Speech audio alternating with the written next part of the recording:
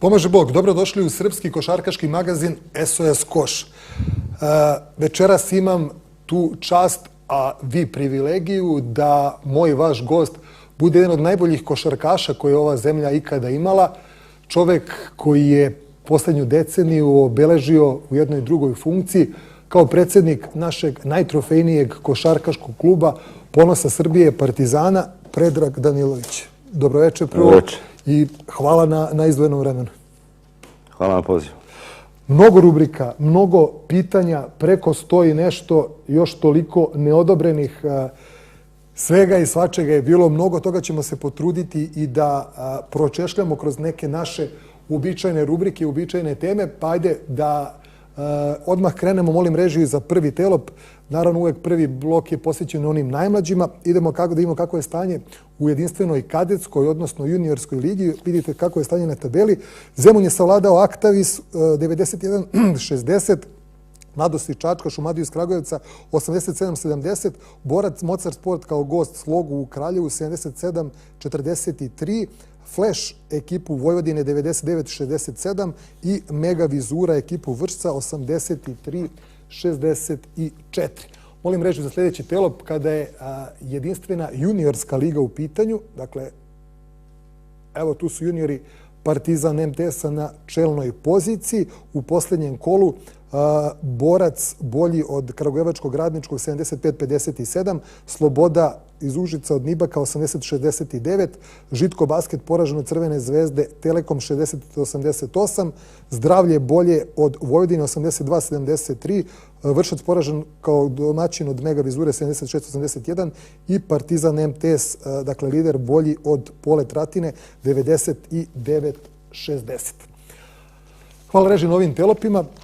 Evo, Saša, za početak da krenemo i od ovih najmlađih.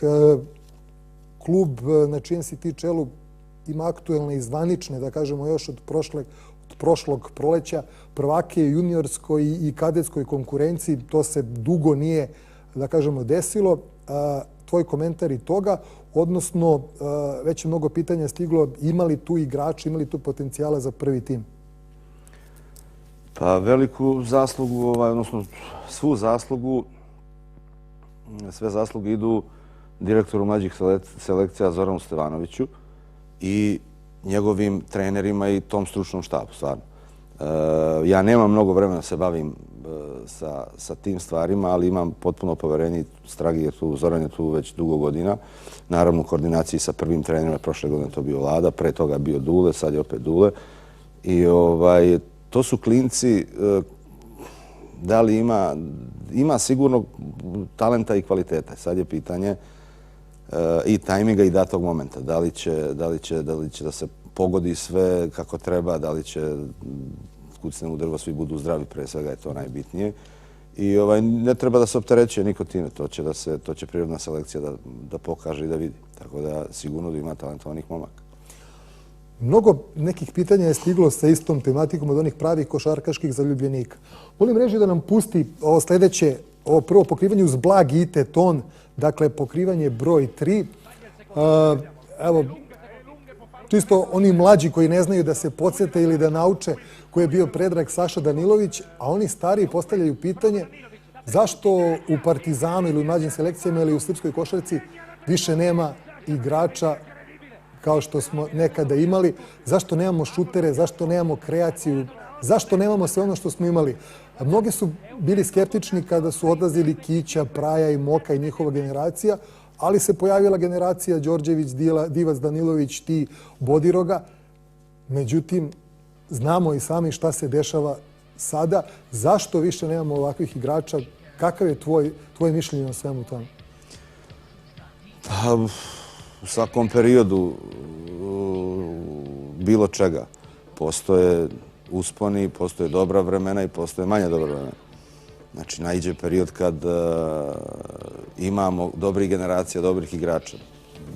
Ja sam protivnik poređenja bilo kog vremena, bilo kojih timova, bilo kojih igrača iz prošlih vremena i sadašnjih. Zato što je drugačija košarka bila i zato što je drugačija su vremena bila.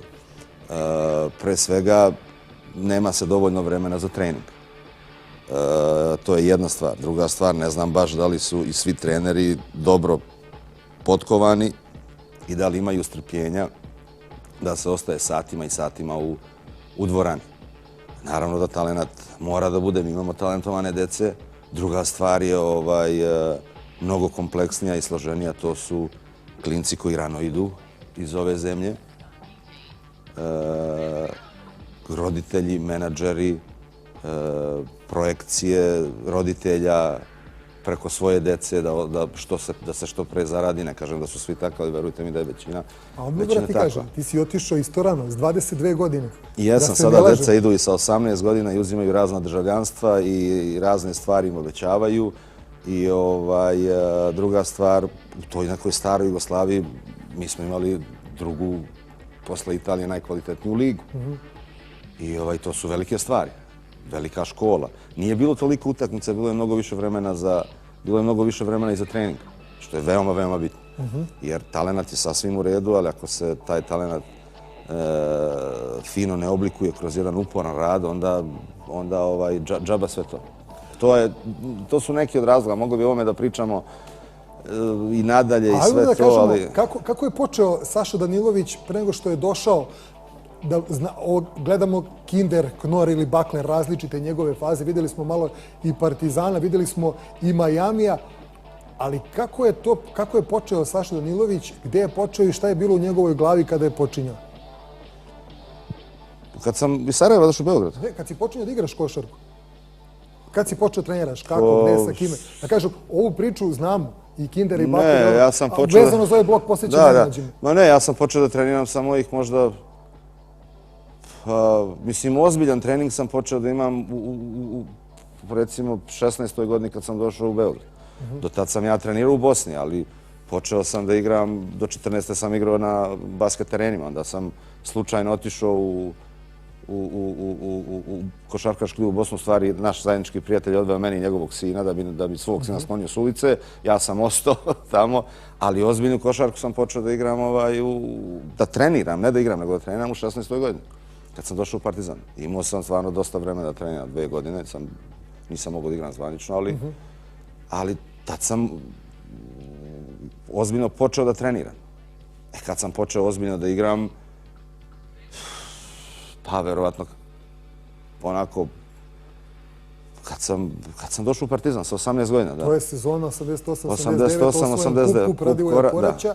Posle toga si otišao u reprezentaciju. Ja sam pre toga osvojio sa juniorskom reprezentacijom Jugoslavije u Srbobranu evropsko prvenstvo. Generacija Komazec, Tabak, Kraljević, ja i još drugi momci. Ali eto, igrao si u ligi koja je mnogo jača od ove, da danas klinci ne igraju. Evo što pričamo. I nisam ja za to da se klinci opterećuju sa 9, 10 godina, 11 godina. I što su danas klinci? Šta je danas klinci, što je danas mladi igrač? Ja stalno postavljam to pitanje. Kažeš, danas mladi idu rano iz Srbije. Pa evo, ti si otišao sa 22 godine. S 22 godine si osvojio evropsku titulu, sa 19 klubsku, sa 19 si osvojio reprezentativnu, gde je mnogo jača, da se ne lažemo, konkurencija, mnogo veća zemlja bila prostor za selektiranje igrača. Znam, kažeš, ne voliš da porediš, ali zašto danas nemamo, ja kažem najprostiju stvar, zašto nemamo šutera ovako? Pa zato što niko ne ostaje i ne šutira po 1000 ubačenih dnevno. Dugi niz godina. Jer ne može ništa preko noći. Mi bi svi hteli, imamo raznih primjera naših juniora koji su bili najbolji juniori sveta. Proglašeni pa ih nigde nema. Ljudi konkretno pitaju, izvini, Hezonju i Šarića, koji je želeo da vede Partizan. I kažu, zašto mi nemamo takve igrače u Srbiji? Pa dobro, možda trenutno. Ili Republike Srpske. Pa možda nemamo trenutno. Možda nemamo trenutno. I rekao sam, naiđu razni periodi u svemu. Neki periodi su plodni, neki manje plodni. Mislim, nemam ja konkretno objašnjenje zašto. Kažem, mogli bi ovdje da sedimo i da pričamo 3 sata, zbog čega, da li je to razlog jedna stvar, druga, treća, da li je to, ne znam, možda pričamo o tome da mi kao klinci nismo imali previše izbora, nismo imali mobilnih telefona, nismo imali kompjutera, nismo imali, nego smo po ceo dan na tom terenu bili. A opet, kad se pogleda, stvarno se mnogo igra. Mnogo se igra. Koliko su fizikalije bile bitne tada, pošto svi ističu danas da klinci nemaju fizikalije u tom nekom prelasku iz juniorskog u seniorsku košarku, pa da zbog toga ne dobijaju priliku?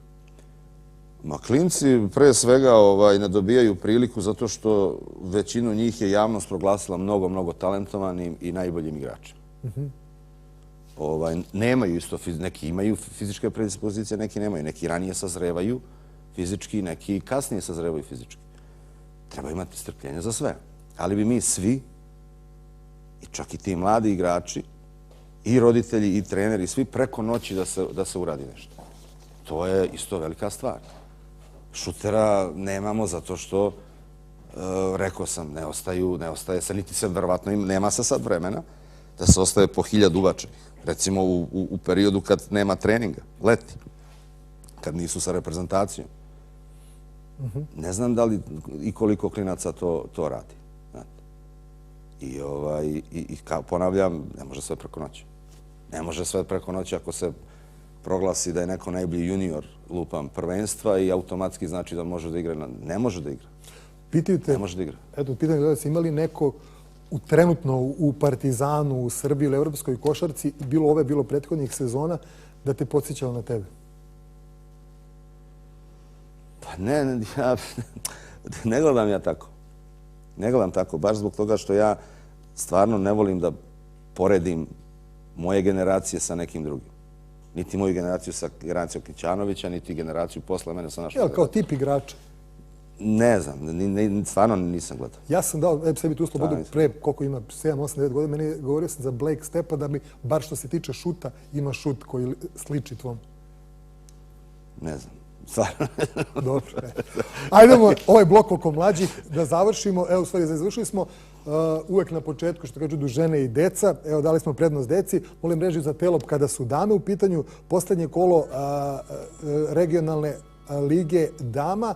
Košarkašice Partizana, dakle ekipa Partizan Glenike, Marine Pulene, izabranice Marine Maljković ne znaju za poraz. Skor je 17-0 u poslednjem kolu. Mladi Krajišnik je poražen u Pečuju 67-75 od domaćina. Korać je bio bolji od Čelika 65-47, dok je Celje nanelo poraz Vrščankama 78-69. Eto, vidjeli ste kako je stanje na tabeli. Pre nego što pređemo, hvala režiji na Telopu, na uobičajenu rubriku Top 5, dakle 5 nekih informacija koje su obeležile prethodne dane, bez sumnje informacije koje je obeležila današnji dan, ali o tome ćemo kasnije. Poznati su, da kažemo, pod znacima navoda, prekobrojni u dva beogradska kluba za završni turnir nacionalnog kupa. Partizan nije licencirao Francuza Lovernja, dok Crvena zvezda Telekom nije licencirala Brauna. Kragujevčani su prijavili 6 stranaca, ali morat će da skrate, misli da igraju završni turnir nacionalnog kupa do utorka, do podneva, spisak za još dvojicu. Eto, to je u suštini to, mada oni su mislili kako je Partizan kratio spisak za dvojicu, pa tako što nije prijavio Čekovskog odmah da, i to je onim cepidlakama koje su pisale, kažemo, i ni Čekovski nije prijavljen, jer naravno nema pravo. O tome ćemo kasnije. Idemo na nekih 5 informacija koje su obeležile prethodne dane. Rubrika Top 5.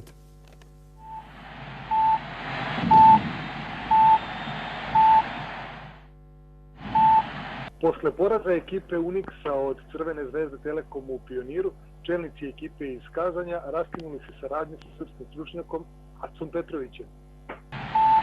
Posle tromesečne pauze koju je imao zbog povrede Ahilove tetive, reprezentativac Srbije Zoran Erceg ponovo je obukao dres moskovskog CSKA. Ratko Varda operisao je Ahilovu tetivu nakon povrede na utakmici sa Partizanom i sledi mu tromesečna pauza. Nikola Rebić potpisao je prvi profesionalni ugovor sa ekipom Crvene zvezde Telekom. Inače, trenutno je igrač Radničke SNP-a. Boris Savović demantovao je pisanja sarajevskih medija da će igrati za reprezentaciju Bosne i Hercegovine, rekavši da će tek po završetku sezone izabrati koji će nacionalni dres nositi.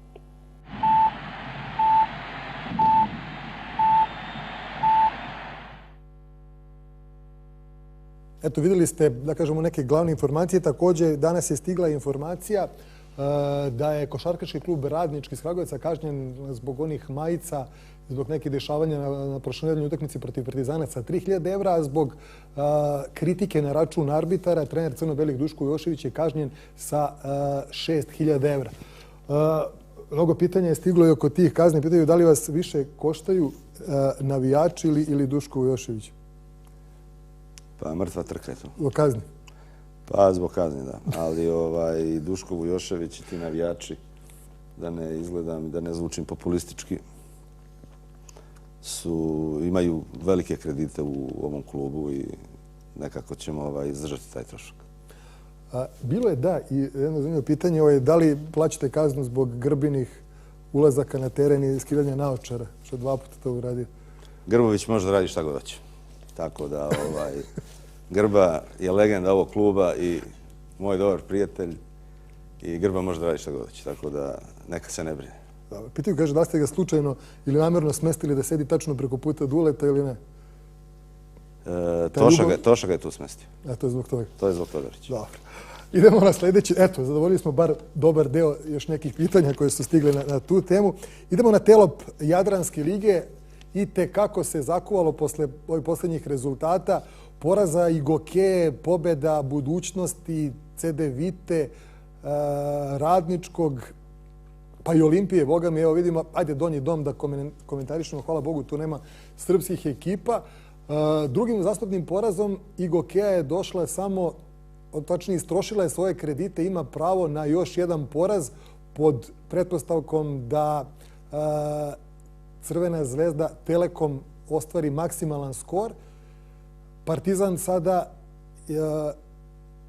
eto kažemo, dve pobjede manje od Gokeja i jednu od Crvene zvezde Telekom, ali pobjeda CD Vite koji crno-beli idu na noge kao i Crvenoj zvezdi Telekom poprilično komplikuje stvari. Tvoj komentar generalno ovih dešavanja u ligi. Svi su pred početak svrstavali Crvenu zvezdu Telekom i CD Vitu kao glavne favorite. U ostalom, to su i 2 kluba sa najvećim budžetom i Gokeja je najprijatnije iznenađenje. Ovo ostalo je tu i da jeste. Partizan, Budućnost, Radnički, Olimpija i da kažem, ali tvoj komentar. Pa, praviti kalkulacije pre početka i gde bi ko mogao da izgubi šta i kako se nikad nikom nisu isplatile. Niti su se ni ostvarivale. Činjenica je da je prilično ujednačeno i da svaki od ovih timova, pa i Partizan, će morati debelo da se potrudi da bi ostvario ono što bi želeo.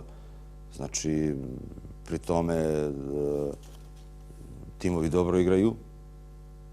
Znači, već je tu negde polako ulazimo u drugi deo sezone. 6 kola bi treba. I umor se osjeća, i pritisak. Tako da neke prevelike kalkulacije ja ne bih ni govorio, niti sam zagovornik toga. Znači, svaka utakmica je, mogu da pričam za Partizan, svaka utakmica je nama bitna. I Gokea, da li je, koliko je realno da zadrži poziciju broj 1, ima gostovanje Partizanu, Ciboni u posljednjem kolu i MZT-u. Ajde kažemo, računa se da će pobediti kući, iako vidjeli smo da taj računice, što ti kažeš, ne moraju uvek da piju vodu, pogotovo posle poraza od CD Vite, duše prvog kući. Crvena zvezda Telekom je druga, ona ide Krki, ide u Široki, posljednje kolo Radničkom, dolazi joj Partizan, dolazi Cibona, mislim. A bit će tu još svega, mislim... Šta je tu realno? Realno? Da, po tebi. Realno je da... Realno je da nema potrebe, da ne može da se prave neke kalkulacije. Jer, znači, je realno da Gokea zadrži prvu poziciju. Gokea ako zadrži prvu poziciju, to će da bude najsportski i najpoštenije osvojena prva pozicija. Znači, bilo koji drugi tim da nešto uradi, nadam se da će to sve da bude i najsportski i najpoštenije. Pitanje je da li Gokea se nalazi prvi put u nekoj situaciji kao što je ova, da li će moći da izdrži to. I taj pritisak i svest da dobro igraju, da su prvi, da imaju veliki ulog u osvajanju tog prvog mesta. Sve to, oni su novi. Priča o saradnji Partizana i Gokeja, ovdje su svi bili pričali, Gokeja pušta Partizan u laktašima sigurno. Vidjeli smo da se desilo šta se desilo. Sad ide druga priča. Ukoliko Partizanu ne bude odgovaralo da će Partizan pustiti i Gokeju, iako naravno ovakva je situacija teško da ikoga može da pusti. Ali, dobro, eto da ispoštujemo čisto i pitanje. Ma, to nisu pitanja, to su nagađanja. Pošto mnogi prave paralele Partizan i Gokeja i Crvena zvezda i FNP, što je totalno su različite priče. Pa, znate šta, Partizan je prvi uspostavio na osnovu specijalnih veza Republike Srbije i Republike Srpske nazovi poslovnu saradnju sa Gokejom. I oni će uvek naši prijatelji da budu. I odnos ljudi iz Partizana i ljudi iz Gokeje će uvek prijateljski da budu. I da smo mi baš da toliko baš sarađujemo konkretno u ovom smislu, pa sigurno ne bi izgubili onoliko, nego bi možda izgubili sa 4-5 pa bi nas pustili. Znači, to su budalaštine koje ja ne želim uopšte ni da komentarišem. Mislim, to su špekulacije, su pitanje. Tako da ja znam da Partizan neće nikog da pusti, a isto tako mislim da ni drugi neki klub ne bi trebao nikoga pušta. Mislim, to je ono što ja mogu vam kažem za Partizan. Volim reći za pokrivanje 7. Eto, dotakli smo se i Gokeje. Crvena zvezda Telekom se mučila u Solnoku 3/4, ali je na kraju ipak slavila. Kako ste vidjeli ove sezone i do sada ekipu Crvene zvezde Telekom? Pa, ekipa koja igra dobro, sa velikim budžetom i to je jedino što ja mogu da kažem o Crvenoj zvezdi. Mislim, ne bavim se ja previše Crvenom zvezdom, ali ono što jeste da igraju dobro i da imaju dobar tim. Doživjeli ste ubedljiv poraz u Pioniru. Može li se to nadoknaditi ili se ide samo za pobedu za tačno 2 nedelje? Ma, da mi dođemo do te 2 nedelje, pa ćemo mi posle polako o Zvezdi, mislim. Kad dođe red na ta utakmica, onda ćemo o tome da pričam. Derbi je, možda su i otrcane fraze, ali derbi je stvarno specifična utakmica. Mi smo prethodnih godina i kad smo bili mnogo bolji od Zvezde, pa smo gubili neke derbije. Tako da, nema tu... To i sa ovom novom Zvezdom isto važno. To nema tu pravila. Ali da je Zvezda dobar tim i da dobro igra, to je tako i čestitam svaka čast, mislim. A sad kad se budemo sreli na utakmicama, vidjet ćemo šta i kako. Idemo na sljedeće pokrivanje broj 8. Eto, bali smo se i Gokejom, crveno-belima. Radnički je slavio i to ubedljivo u Novom Mestu protiv Krke. Partizan je doživeo poraz na onu jednu loptu, na onaj šut Lučića. Ubedljivije je slavio u Pioniru, ali i Radnički je tu samo na pobedu manje od Partizana. Kako vidite Radnički? Pa ekipa koja promenljivo igra, mislim. I mi isto promenljivo igramo. Ali, kažem, imamo stvarno mladu ekipu za koju treba strpljenja i svega. I to je, dok sam ja tu, tako će da bude. Sad nekom će to da se svidi, nekom ne. Ali Radnički je ekipa koja sigurno mnogo bolje igra u kući. Izgubili smo, sad da ne ulazimo u polemike da li je bio faul ili nije bio faul. Nema potrebe sad to da zlu krv prosipamo, jer treba da igramo svi zajedno u kup. Ali Tiga ekipa koja dobro igra kući. Nezgodna ekipa. Igraju par godina već dobro, tu su stalno negdje u vrhu. Tako da nema lagane ekipe. Za Partizan bar nema lagane ekipe. Sad druge ekipe, pravo da ti kažem, ja nešto se previše ne bavim tim. Znači imate prognozu 4 mjesta za Final Four koje vode. 1., 2., 3., 4. Ko su favoriti, kažemo, eto, za poziciju. Sada dugo su ova 3 kluba i Gokeja, Crvena zvezda, Telekom i Partizan bili ispred. Ma, voleo bi da budu naša 3 tima i da bude i Gokeja. Da li su želji bliske realnosti ili ne?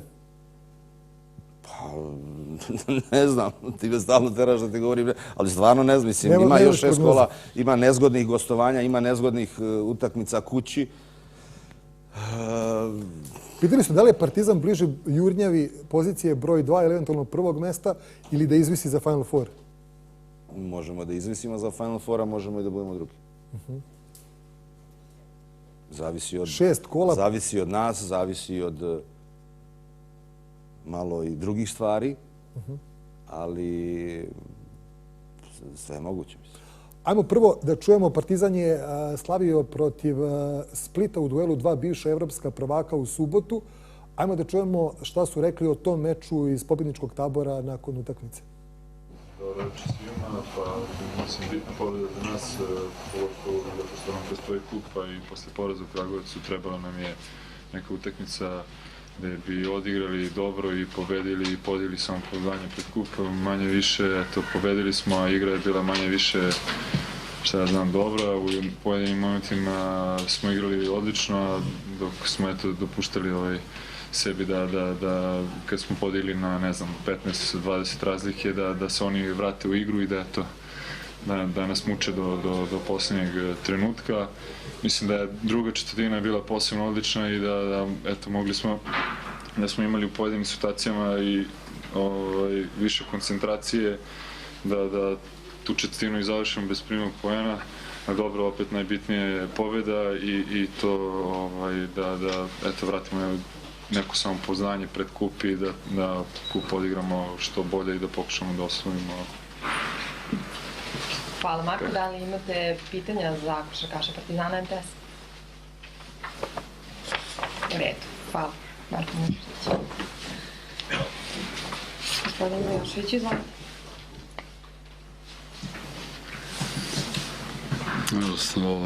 Split je ekipa koja ima određeni kvalitet. Ne treba zaboraviti, na primjer, da je pred poslednju utakmicu na teškom terenu u Skoplju izgubila tek posle produžetaka, da je pre nekoliko kola u Zagrebu dobila protiv Cibone, znači imaju karakter, igraju dobro i na gostujućem terenu, ne prave neku tu razliku između igranja kući i igre na gostujućem terenu. Trenirani su i u svakom trenutku znaju šta hoće i neće se predaju ni.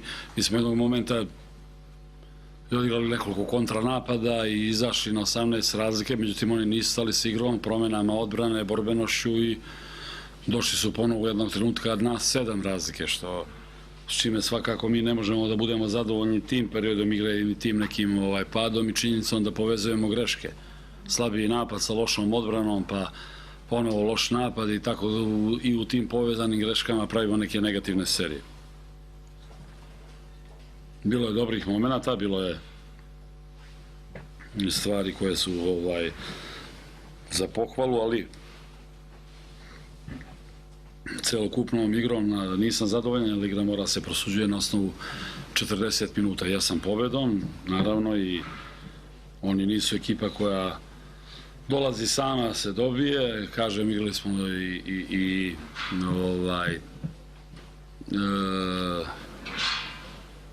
određenim periodima čak i jako dobro, međutim ne uspevamo da s punom energijom funkcionišemo 40 minuta. Eto, čuli smo Duška Joševića. Molim režiju da nam pusti još kadrova sa utakmice. Tvoja ocena igara ovih momaka od početka sezone pa do ovog meča sa Splitom? Pa, kao što je Dule rekao, ne uspevamo da povežemo, da im uhvatimo neki niš, što je odlika mladih timova. I mi kad smo pravili ekipu, bili smo svesni da će da bude uspona i padova. Jer je to jedini put da, ako želimo da imamo dobar tim, odnosno sa istim igračima, bar naredne 2-3 godine. Onako je kako smo i mislili. Možda smo mislili da ćemo neke utakmice lakše da dobijemo, ali to su stvari koje se daju očekivati od mladih igrača. najveći broj pitanja od ovih navijača Partizana je stiglo zašto podmlađivanje u ovako bitnoj sezoni možda najbitnije i u posljednjih 4-5 godina s obzirom na sistem takmičenja i sve što zbog promjene koje su nastale? Pa svaka godina je najbitnija. Da smo to uradili pre ne znam nijako godina, bilo bi isto, pa ova nam je godina najbitnija. Ne, misli se Jadranska liga, znam ja na što se misli. Pomoć države drugim klubovima. Pa znam ja na što se misli, ali kako s čim da kupimo igrače koji koštaju 300-400 eura, 250, mislim. Pazite, mi smo 11 godina prvaci. 5 godina smo bili prvaci Jadranske lige, igramo već 10 godina Euroligu. Čudo je što mi uopšte toliko trajemo. To je čudo u celoj ovoj situaciji. Jednom mora da podmladite ekipu. Jer će ta košarka da se igra i za godinu dana, i za 2, kao što se igrali prethodnik, ne znam ja koliko. A da bi imali tim, odnosno igrače koji vrede i koji će posle doneti i neku zaradu klubu, neke stvari mora da se istrpe. Da li moralo toliko radikalno? Da li moglo postepeno prethodnih godina? Kada nije bila toliko jaka konkurencija, kada nije bilo bitno... Uvek su bile jake konkurencije i uvek je svaka sezona bila bitna. Verujte. Svako bi rekao da smo to uradili, ne znam, pre nekoliko godina svi bi rekli pa što sad je bitno zbog ovoga ili onoga. I jeste tako. Ali to su neke stvari koje treba da se urade. Znači vi kad imate jednog Milutinova, jednog Francuza beka, pa ne znam ja, klince, mislim, propustiti to, takve igrače, katastrofa, mislim. Ne uzeti ih u tom momentu kad možete, kad imate priliku. Da li će biti iz katastrofe ili kakva će biti strategija ako Partizan ne uđe u Euroligu? Jer vidimo i prethodnih godina kada je igrao u Euroligi, oko financija, oko svih drugih stvari, kakav je tretman Partizana, kakav je tretman drugih. Iako tu ima mnogo pitanja posle ovih izjava gospodina Čovića. Da se razumemo, znači da li će bude katastrofa, neće bude katastrofa, neće da bude... Da li će ovi igrači ostati ako Partizan ne bude igrao Euroligu? A oni nemaju ugovor gdje im je vezano za Euroligu ili ne Euroligu. Znači, prvo treba da vidimo da li ćemo da igramo ili ne. Ali, ako me već pita šta će bude, neće bude katastrofa, neće niko ni da umre. Ti će igrači dalje da budu tu. Što se tiče financija, da razjasnimo jednom za svakda. Partizan nikad nije imao veliki budžet od ovih firmi velikih. Znači, mi zadnje 3 godine imamo generalnog sponzora, koji je Telekom. To nisu milioni.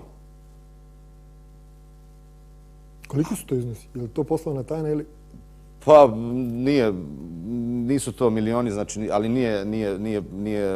mislim da nije u redu da mi sad ovdje pričamo s nekim ciframa, zato što ni drugi ne pričaju o svojim generalnim sponzorima. Prozvani ste od strane gospodina Čovića kako oni Nova Zvezda je iznela transparentno svoje podatke, koliko je ulagala država, procentalno i neke stvari. Dok Partizan to nije izneo, ni koliki su dugovi, ni kolike poreske obaveze prema državi, ni koliko je država ulagala.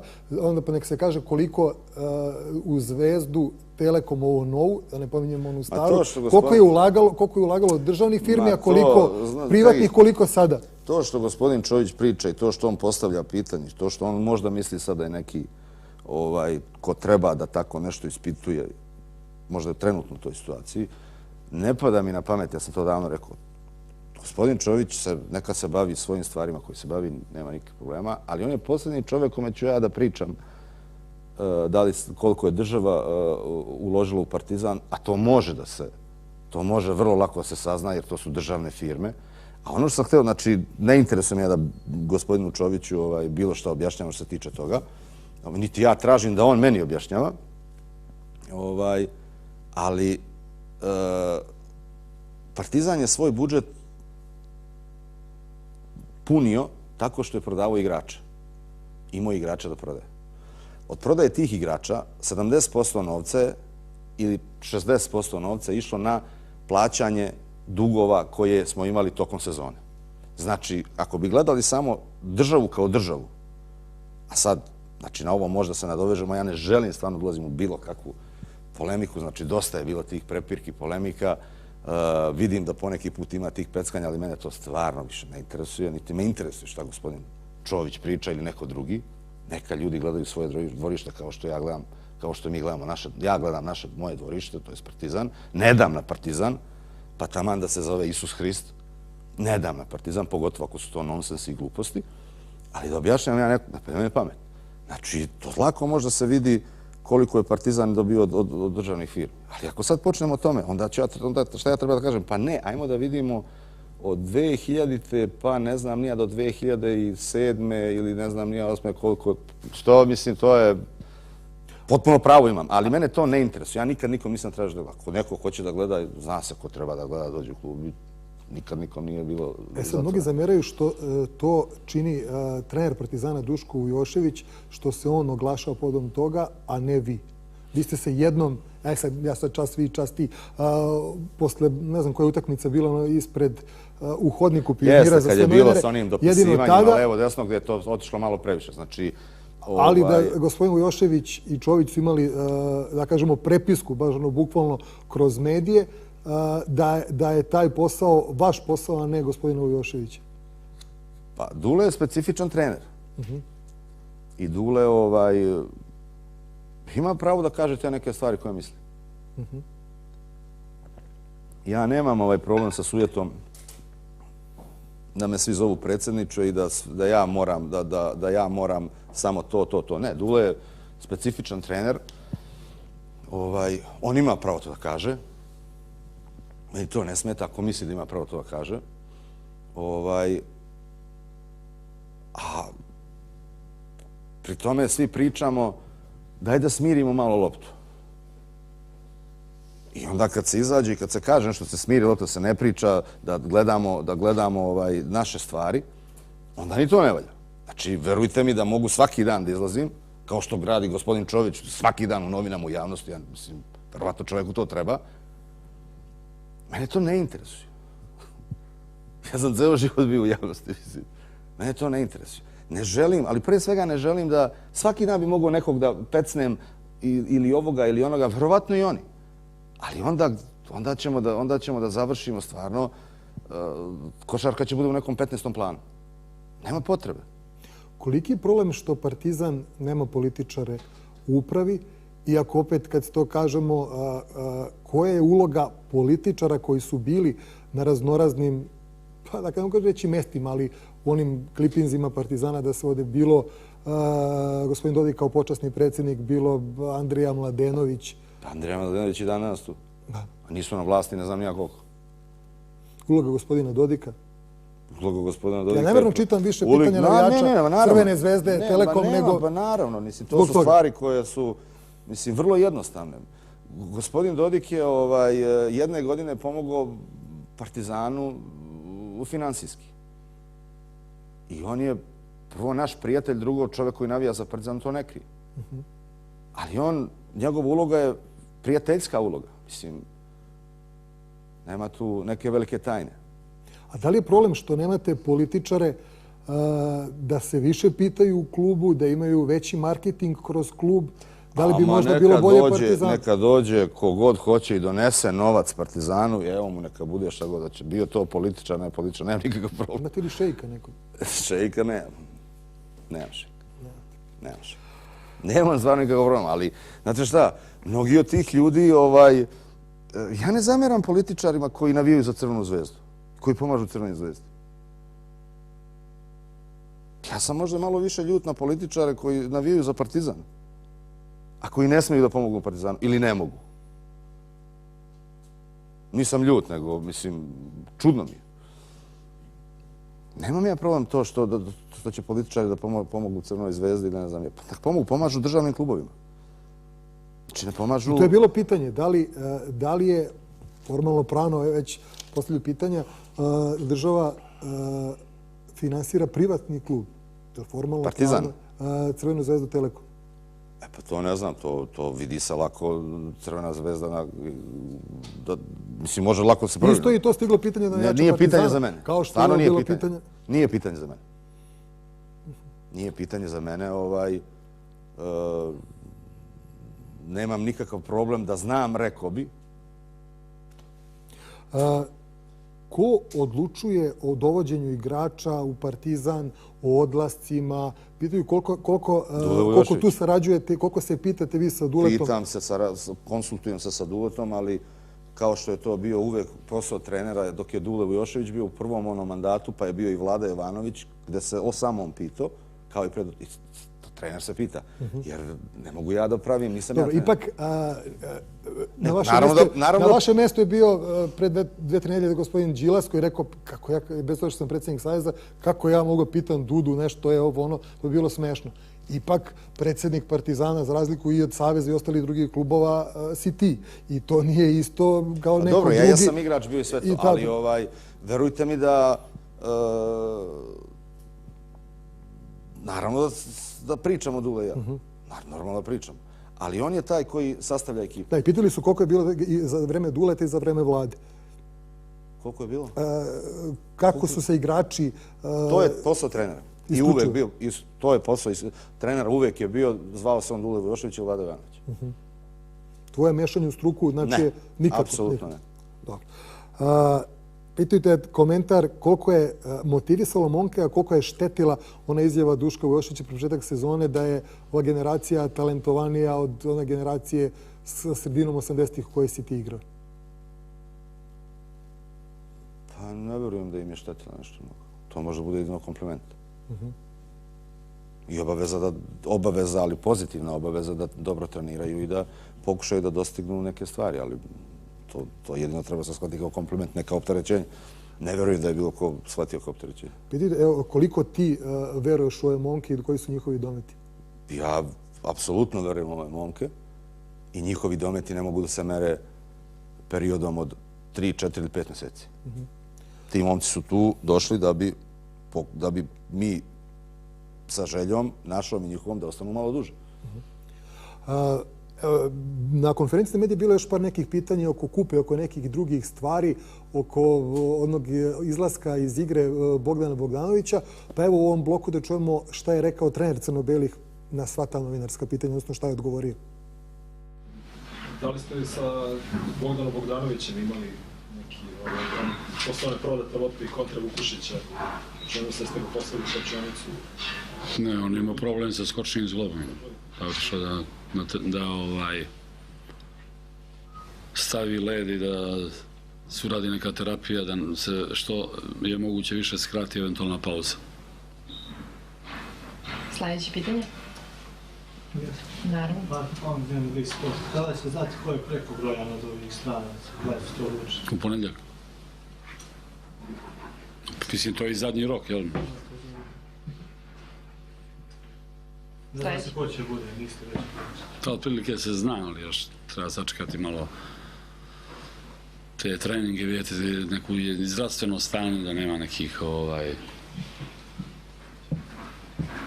novosti. Po propozicijama 14 igrača, tako je? Jeste. Ali 4 strance u tih 14, da, ne mogu budu 5 pa se menjaju u sklopu jedne utakmice, u sklopu 2 utakmice.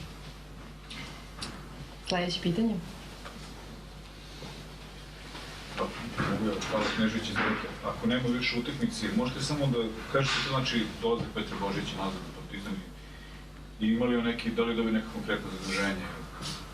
Pa mislim da bi ti drugi asistent je vrlo konkretno zaduženje. Za razliku od kraja sezone kada je on mislio da će da igra još neko određeno vreme, vidio da je situacija na tržištu takva da nema nekih adekvatnih ponuda. Umeđu vremenu se sa Vujanićem desila ova situacija što se desila, pa se oslobodilo to mesto i to se je poklopilo s nekim njegovim odlaskom iz Metalca i onda je urađena logična stvar.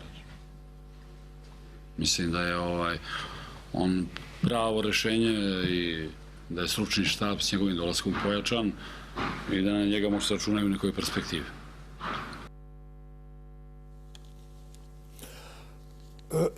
Stiga su pitanja.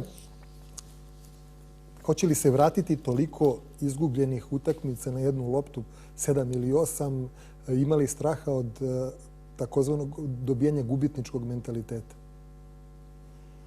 Pa znate šta, mi smo dosta utakmica dobijali u zadnjem sekundi, ili tako? Ove godine... Ova ekipa, ova generacija, dobro, to je to. Pa, ovaj klub. Najđe period kad izgubite par utakmica u zadnjem sekundi. Neke utakmice smo i mi izgubili koje smo vodili. Pa smo ih izgubili na pola koša. Nismo trebali uopšte dođemo u tu situaciju. To kažem, opet kažem, to je sve stvar, to su sve osobine mladog tima. Znate, mladog tima koji naravno da ima nekih obaveza i pritisak. Ali su to mladi igrači. I da li će gubitnički mentalitet? Pa teško. Ja ne znam da li je Partizan nikad u svojoj istoriji imao gubitnički mentalitet. Zašto gledaš utakmice iz tunela, onda, kaže, daješ priliku mnogima da špekulišu da te uopšte nema na utakmici? Ma šta me briga, šta će ko da misli? Ja treba nekom objašnjati zašto gledam iz tunela. Neka misle šta misle, šta me briga. A zbog čega gledaš iz tunela? Pa ovi će da pričaju Zvezda da bi tuko sudije. A sudije idu na drugi tunel. Pa nebitno, ali oni će to će neko da kaže. Pa gledam, zato što jednostavno se nerviram tokom utakmice, ne mogu da sedim. Eto, to je... Če da Grbu pošaljemo kod tebe? Nema potrebe, dovoljno sam sam sad i previše. Koliki je gubitak finansijskim ulaskom u top 16? Da li je istina da je arena već bila zakupljena? Nije istina da je arena već bila zakupljena, ali su bili rezervisani termini, kao što to svake godine radimo u slučaju da se prođe. Što je sasvim normalno. Gubitak je priličan. Da je arena puna svaki put, onda bi bio veliki gubitak. Mnogi špekulišu da se Partizan opredelio za ovakvu priču, ili ima neko obećanje iz Eurolige da iako se ne kvalifikuje kroz Jadransku, da će dobiti pozivnicu od Đordija Bartomea, što je meni, iskreno ti kažem, smešno, ali imaš li ti neki komentar na to? Ma, glupost. Eto ti komentar. Đordiju verovati? Ma, Đordiju verovati... I priča o licenci? I priča o licenci zadnjih 100 godina. Tako da, mislim... Dobro. Mislim, iz usta tog što je pitao u Đordijeve uši. Ali čisto su. Da li će Partizan, i to ima špekulacija, napraviti neko pravno zamešateljstvo sa Igokeom ako ne bude igrao u Euroligu, a Igokea bude igrala? Da će doći do neke nove tehničke poslovne saradnje, apropo ove priče što su radili Crvena zvezda i FNP? Vidiš, to nisam razmišljao, ali dobra ideja. Možda bi mogli. Da li bi Partizan to uradio, pitaj? Ne znam da li bi uradio. Dobro. Da li bi Igokea to uradila? Ne znam. Da li istina si izjavio da u Partizanu nema demokratije? Nema demokratije. I šta si mislio o tim? Po tim sam mislio da svako radi svoj posao, ali da je moja zadnja... Da li to znači da ima diktatura ili da nema demokratije? Nije kako crna diktatura, mislim.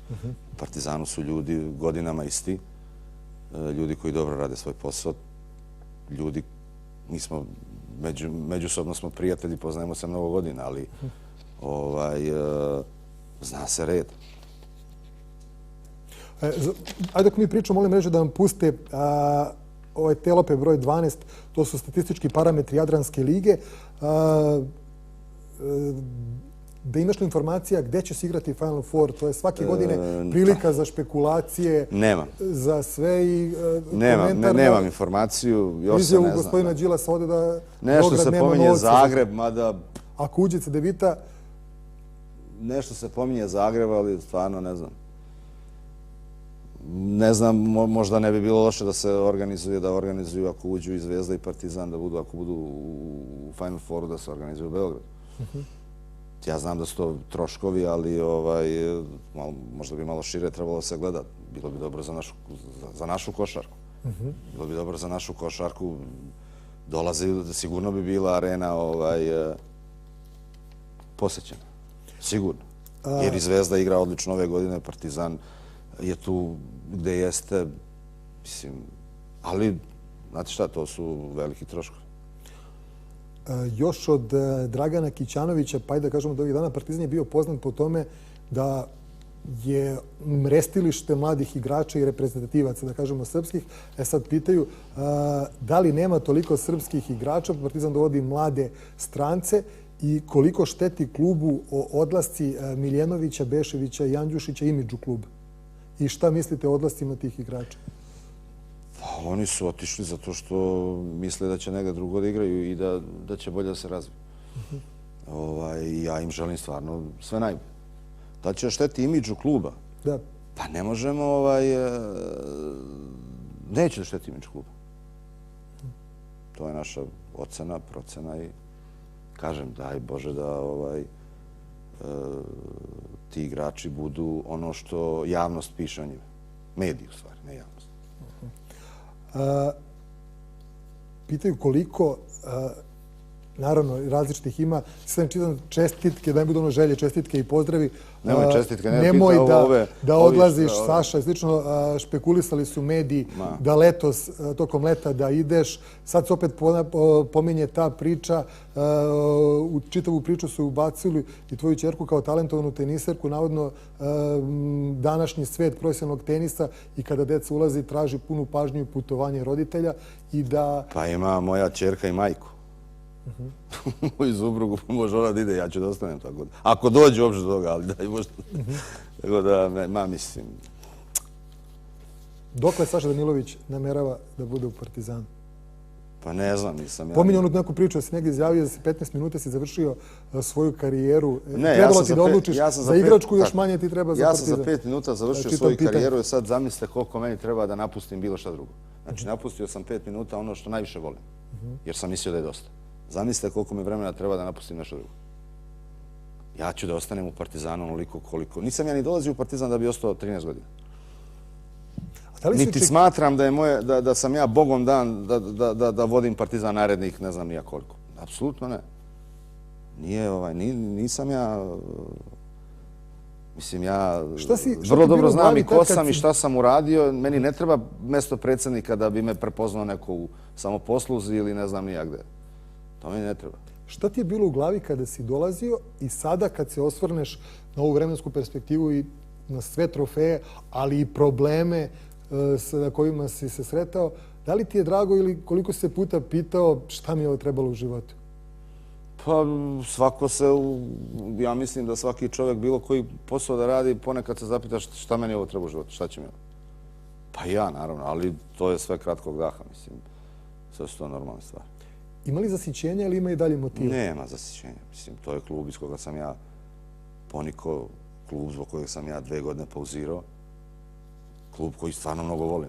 I mislim, meni je sve vezano za Partizan. Tako da, ne mogu ja da se zasitim toga. Eto, kažem, ima mnogo onih koji nadaju se i žele da ostane što duže. Ima i onih koji prave paralele. Kaže, Dragan Kićanović je dolaskom u Partizan prvo kao igrač promenio tok košarkaške istorije na ovim prostorima, a kasnije kao predsjednik, direktor dovođenjem svih vas u Partizan, a da si ti drugi čovek, odnosno da ideš tim stopama kao predsjednik sa najviše domaćih trofeja i svih regionalnih, do tada nije bilo drugih stvari. Kolika je prednost Partizana što ima ljude koji mogu da budu predsjednici, a bili su igrači i znaju šta je Partizan? Ja ne znam kolika je prednost. A kolika mana? Pa mana do sad nikad nije bila. I pitaju da li si sa Kićom imao konsultacije, da li te je savjetovao i kako je sve to izgledalo? Nisam, ja sam sa Kićom prijatelj dugogodišnji i pričam o košarci, ali Kića... Ali činjenica ste promijenili tokove košarkaške istorije i Kića dolaskom u Partizan kada je počela što na terenu, što kasnije kažemo neka druga era i tvoj dolazak, prvo mjesto potpredsjednika i predsjednika, 11 titula, regionalna dominacija i sve to. Je činjenica su promijenili tokovi. Ma jeste, ali promijenili smo tako što smo osvajali. Na to i mislim. Promijenili smo tako što je ta atmosfera da ti ljudi što su u Partizanu i kad ne primaju plate gledaju to kao svoju kuću. Ti me malo prepitaš da li je mana. Ne može da bude mana. Ne znam kako je to u drugim klubovima. Ali ja sam sa Zoranom Stevanovićem i Šilobadom osvojio kup šampiona sa tim Partizanom. I mi radimo tamo. Todorić koji je tu 300 godina, ne znam. Znači, mi smo svi veoma, veoma vezani za Partizan. Da stigneš točni rekord? Ma, nema šansi. bilo je pitanje. Ma ja možda bi Ne želeo... vidimo nepravedni da njega ne spomenem. Ne, možda bi želeo, ali ne verujem da to može neko stigne. Dobro, ajmo na sljedeći prilog na izjavu nedelje i tu je stiglo brdo pitanja da prokomentarišeš. Ajdemo na sljedeći prilog izjave nedelje.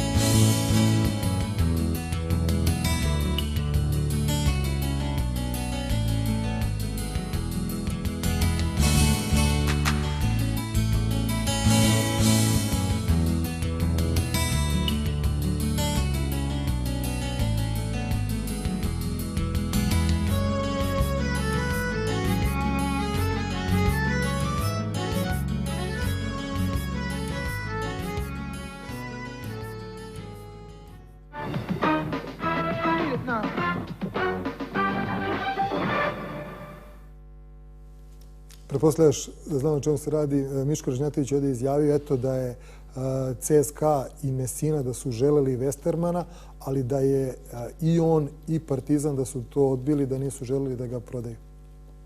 Posle toga Vatutin je dao izjavu ovakvu kako je dao. Mnogo sad pitanja. Da li je bilo ponude za Westermana? Nije bilo. Znači, Partizan... Da ga Messina ceni i poštuje i da bi ga sutra uzeo, to je tačno. To je tačno, jer vidi da je to mladi igrač, talentovan igrač, odlični igrač. Mislim, to smo, Messina i ja smo prijatelji, pričam. Tačno da ako bi sutra, da bi ga sutra prvi uzeo. Ali to je samo i meni kompliment i klubu i pretpostavljam i igraču, pa i tom menadžeru, mislim, ali...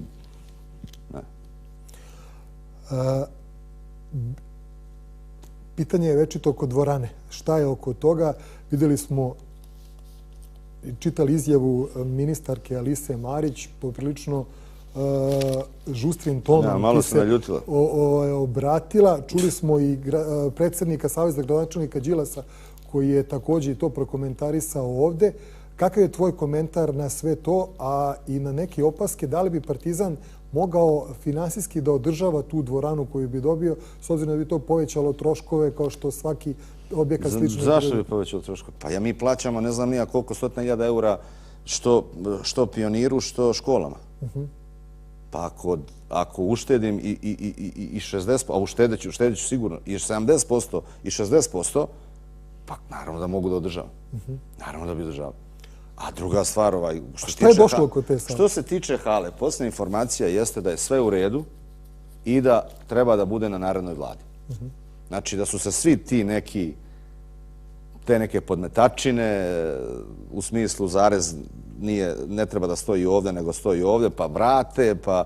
Pri tome ne pričamo o Ministarstvu sporta koji je bio vrlo, vrlo korektan tu, osim izjava ministarke, kako već, Alise Marić, koja je u nekoj izjavi rekla da ja tražim to onome ko mi je obećao. Pa nije meni obećalo Ministarstvo Zanzibara, nego Ministarstvo Srbije, Ministarstvo Srbije.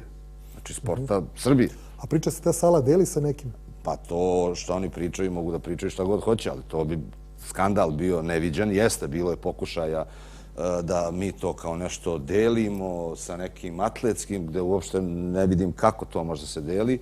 Pa je bila ideja da ta sala bude dodeljena Savezu, Košarkaškom savezu Srbije, što isto nema nikakve logike.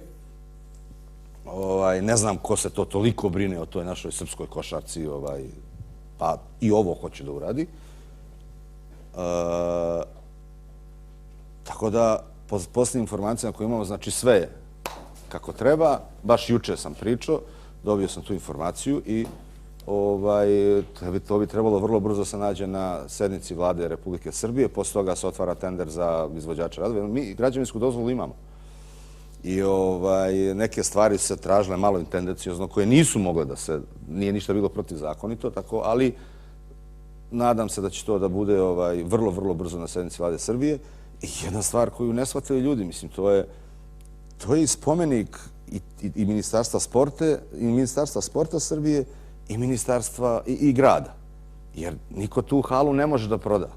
Znači, Partizan će bude korisnik te hale narednih 30-40 godina. Ne znam nija koliko već ugovor može se pravi. To je sve dogovoreno i potpisano. Tako da, i mora da kažem da je ministarstvo obezbedilo sredstva za 2013. i za 2014. Eto, pominjamo ministarstvo, opet i političare. Mnogo neke fame ima oko vašeg sastanka sa Aleksandrom Vučićem pre njegovog odlaska i one noćne konferencije za medije na Marakani. Šta mi je obećano, šta mi je ostvareno, a ima dosta nekih reakcija navijača Partizana. Dokle će Partizan da se zadovoljava mrvicama da bi se pokrili izdvajanja za druge? Ako uđemo u polemiku šta i kako, mislim, jedini razlog zašto ja ne želim da sad polemišem nešto previše je zato što stvarno nema potrebe da bude zle krvi. Znači, niti mi je neko rekao da treba da ćutim taman posla, niti se ne oglašavam. Da li je bilo pritisaka da ćutite?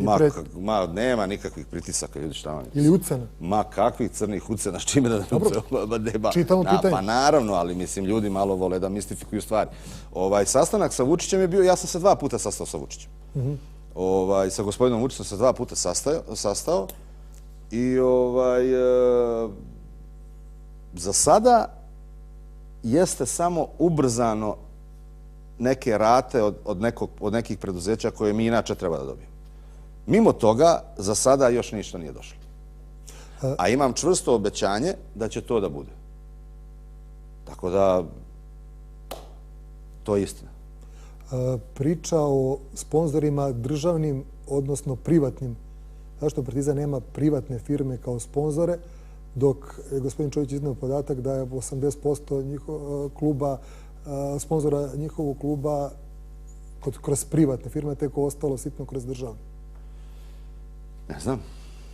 I već to postavljanje pitanje marketinga Partizana i menadžmenta i preduzetništva. Kakve veze to ima? Partizanu treba marketing. Ne znaju ljudi koji je Partizan, ne znaju koje rezultate Partizan postiže. Nemojte da smo smešni. Mislim, nemojte da se zavaravamo da ne može državna firma da bude sponsor nekom klubu, a da tamo neko ne glavno, mislim. Ne znam, možda mi nismo dobar menadžment zato što se ne talimo. Možda, ne znam. Pri tome, uopšte ne govorim da se neko drugi tali. I svaka čast Zvezdi ako ima 80% prihoda od privatnih ljudi. Odlično. Ali izgleda da ovi ljudi što imaju novca ne vole baš toliko Partizan. Možda ne vole ni mene, možda ne vole mene i Duvet, tako zna. A priča da Partizan nije materializovao dovoljno i marketinški ovako svoj odlazak na Final Four? Ma, to su priče za malu decu. Mi grcamo ovde u parama, pa kao... Mi smo tek posle Final Fora dobili generalnog sponzora. Tek posle Final Fora. Jer smo, kao što sam rekao na početku, veći deo budžeta nadomešćavali tako što imali smo igrača koje smo prodali. Zato i pitanje koliko će biti problem ako Partizan ne bude igrao Euroligu, jer je trebalo tek da ode posle 3 play-offa ili top 16, posle toliko trofeja da ode na Final Four da bi nešto dobio, a ako ne ode, šta će tek onda da bude? Ne znam, vidjet ćemo ako se to uopšte desi. Priča o stranim sponzorima, da li Partizan može se okrene nekom na stranom tržištu, jer vidimo da uz Novaka Đokovića, ma koliko mnogima to smetalo u zadnjih 10 godina, o sportskoj Srbiji jedino se zna kroz košarkaše i vaterpoliste Partizana. Ne želim da podcijenim vaterpoliste, nije medijski toliko atraktivan sport, naravno kao i tenis i fudbal, ali ipak i o Beogradu, i o Areni, i o Pioniru, i o Srbiji, srpskoj košarci se uglavnom znalo preko Partizana i Euroligi. Naravno, ali strane firme, pogotovo u vremenima kakve jesu, će pre da finansira neku reprezentaciju što će jeftinije da ga izađe ili recimo neki olimpijski komitet ili kažem reprezentaciju ili savez. Jer ovako ako finansira Partizan, a Zvezda je dugo godina živjela na našim sponzorima. Gde god smo mi otišli i dobili nešto, oni su trčali i ucenjivali, ali to je isto stara priča. I strane firme imaju jedan budžet, njihova predstavništva ovdje. Za veći budžet oni mora da... I zavisno koliki im je promet. Nije to baš tek tako. Recimo imate jedan Telenor koji može da finansira i Partizan, i Zvezdu u košarci, u fudbalu i ne znam nija šta. Oni su majstori, mi ćemo kao Olimpijski komitet i s tim su završili. Bilo je pitanje oko slučaja Telenor. Da je istina da je Partizan Telenor da bude generalni sponzor i zašto je to propalo? Nije istina. To apsolutno nije istina. Dobro. Molim režiju, Boga mi već ima još drugih tema, nismo se ni kupa dotakli. Idemo na tabelu, 14. tabela Košarkaške lige Srbije. Evo da vidimo kako je stanje. Znate manje više rezultate posljednje kola pobjede Mege, Vojvodine, Metalca koji je ostao bez 3 igrača. Radnički je doživeo poraz od Mege, Ičelić više nije trener. Čeka se prvih 5, odnosno, hajde da kažem samo 5 koji će ići u Super ligu. Ajmo za malu pauzu i da čujemo broj 15, izjavu Dejana Milojevića, to je lider Košarkaške lige Srbije, ekipa Mege. Da čujemo nakon pobjede u Šumicama što je rekao prvi strateg kluba iz Zemuna. Jako dobro utakmica ove ekipe, globalno gledano.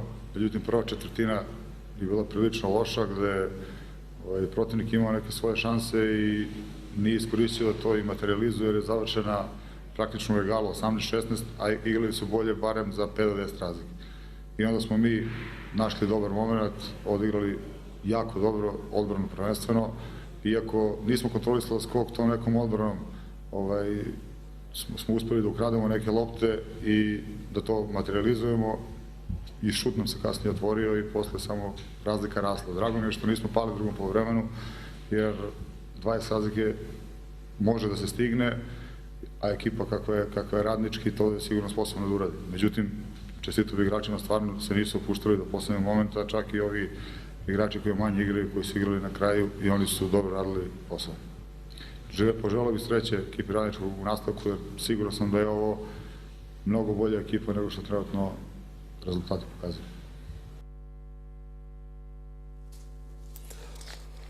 Eto, ovo je samo uvod. Molim Ruži da nam pusti kao pokrivanje ovaj 16, dakle to je u Žiži, a u Žiži će biti nacionalni kup. Vidjeli ste kako je stanje u Košarkaškoj ligi Srbije. Možemo kako 16 kao pokrivanje, još kadrove malo sa žeba, to je u Žiži. Kažem, u Žiži je eto došao, nažalost, opet umjesto da pričamo o košarci i o nekim drugim stvarima. Ovaj slučaj oko stranaca. Partizan se opredelio, dakle, bez Čekovskog i Lovernja. Crvena zvezda Telekom će igrati bez Brauna. Radnički će sutra do 12... Skota. Bez Brauna. Bez Brauna, pardon. Radnički će sutra morati da se liši usluga dvojice od 6 licenciranih sutra do 12 sati.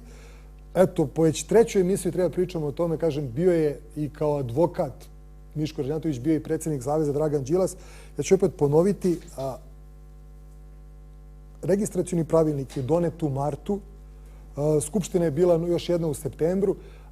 Sve što govore ljudi iz Kragujevca, oni imaju punog osnova da pričaju to što pričaju, kako odrediti košarkaško državljanstvo, kako ne, samo što je to pogrešno vreme. Znači, to je trebalo pričati o tome i u martu i u septembru. Ima punog osnova i etičkog, i socijalnog, i sportskog, i košarkaškog, i finansijskog o tome, samo što je trebalo pričati ranije. Da li sada tu ima neke političke podloge na relaciji Mlađan Dinkić i Dragan Đilas, pa da idemo oko toga, ja ne želim dolazim u to, to znaju najbolje ti ljudi. Sad imam pitanja oko toga. Nažalost, politika je upletena i tekako u sport. Da li je to vezano, da li ima veze, da li, pa sad se pominje zašto je, stvarno nisam pročitao pitanje, nisam ni video kada je bio gospodin Đilas, zašto je Crvena zvezda Telekom imala novogodišnji koktel u isto vreme kada je bio koktel u Košarkaškom savezu, to na relaciji Vučić-Đilas kao i ovde. Ja stvarno ne želim da ulazim u to. Saša, kratko ću te pitati za tvoj komentar ovo oko stranaca, pa onda da pređemo na ono glavno, a to je očekivanje od kupa i ovih parova. Pa ništa, rekao si ti šta. Vreme je pogrešno. Iako stvarno ima neke nelogičnosti kako nekom starijem igraču koji nije igrao ni za jednu reprezentaciju. A ima logike, ali nažalost takve su stvari. Takav je taj pravilnik donet. Meni je, iskreno ti kažem, meni je žao što sad sve strelice odapete na Dejana Tomaševića. Nije on zaslužio to, iako on časno radi svoj posao, a ima neki koji se tu i kriju, boga mi. Ma ima ovih duboko umnih što vole samo da savete daju. Koji se kriju iza toga, Dejan se drži pravila koje su doneta, on uopšte nije kriv za to.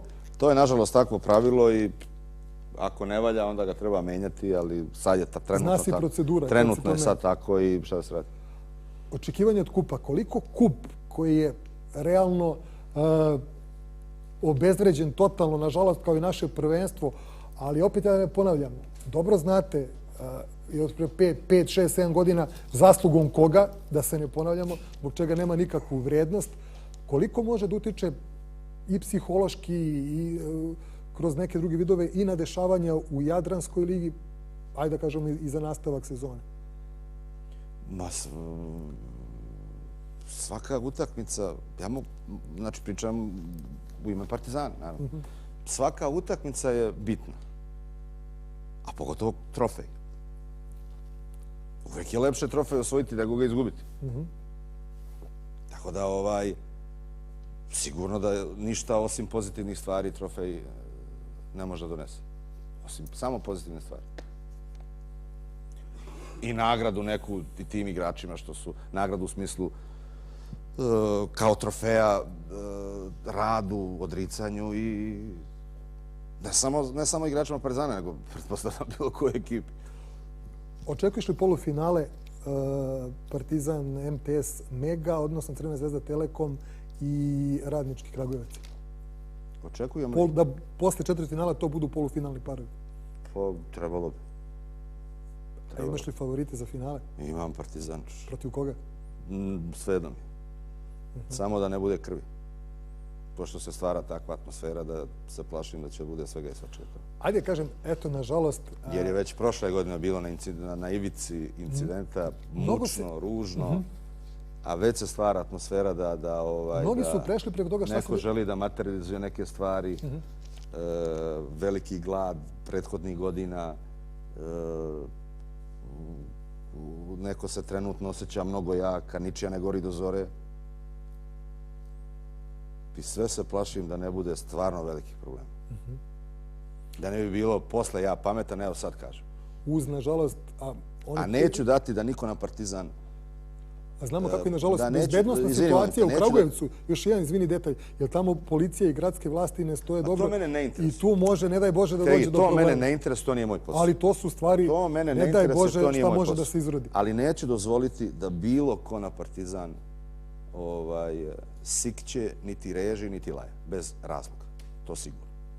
Ali se plašim da će da bude ružnih stvari. Nadam se da grešim. Koliko je, evo sad se digla frka na Savez, kolika je uopšte uloga Saveza u svim ovim tendencijama gde se maltene ne pita više ni za šta, gde nema nikakve ingerencije, gde su takmičenja sva totalno domaća, bez sem prestiža, nema nikakvog značaja, nema čak više ni bodova. Znamo nekada se iz naše lige išlo u Evrokupove, pa ajde, bodovi su bili neko prelazno rešenje, čak i kupu dati određen broj bodova. Zbog Jadranske lige nam se dešava to što se dešava. Ja nikad ne želim da pričam o Jadranskoj ligi i ljudima u Jadranskoj ligi, jer oni fantastično rade svoj posao, no gledam do probleme u našem dvorištu ovde.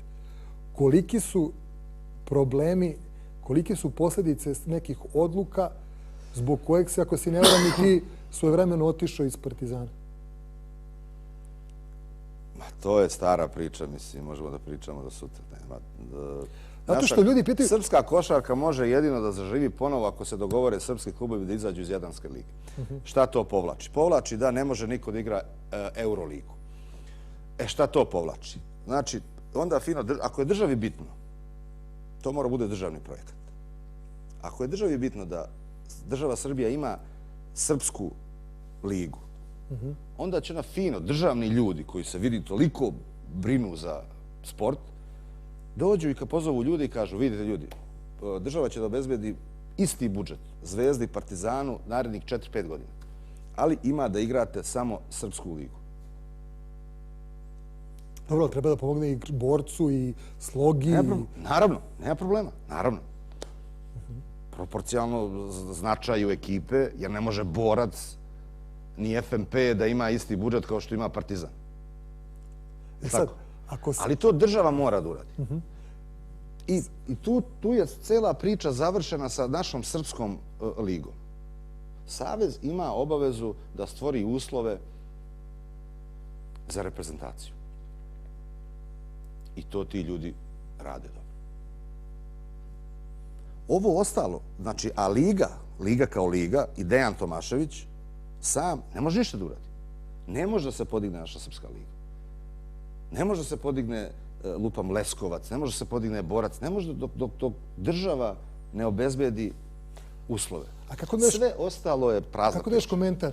Zašto iz Kragujevca sada određuju broj stranaca, a pustili su da svojevremeno da klubovi odu iz Saveza, iz naše lige na Jadransku? Tad niko nije reagovao, a sada reaguju kad je Radnički. Ma znam, ali to su stare priče koje pričamo već 12 godina. Dobro, iz Kragujevca se osjećaju sad pogođeni.